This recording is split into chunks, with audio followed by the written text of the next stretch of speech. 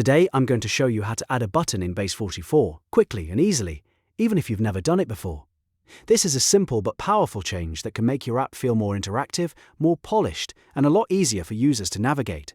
Whether you want a call to action button, a save button, a submit button, or any custom button for your project, Base44 makes the process very straightforward. And if this tutorial helps you out, make sure to hit like and subscribe for more easy software guides just like this. Alright, let's jump right in. First, go to your Base44 dashboard and open the application or project that you want to modify. This is important because you always want to make changes inside the correct project before you start adding new elements.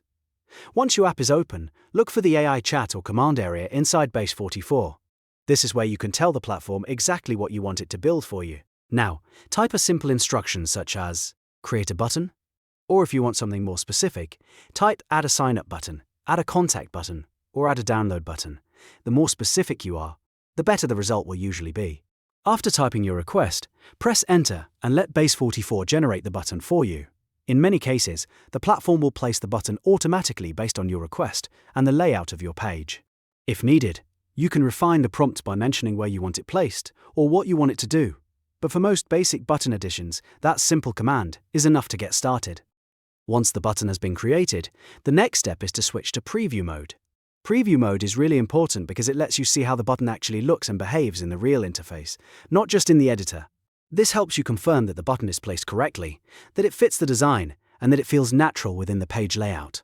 While you're in preview mode, check the spacing, the alignment, and the visibility of the button. Make sure it stands out enough for users to notice, but also blends well with the rest of your design.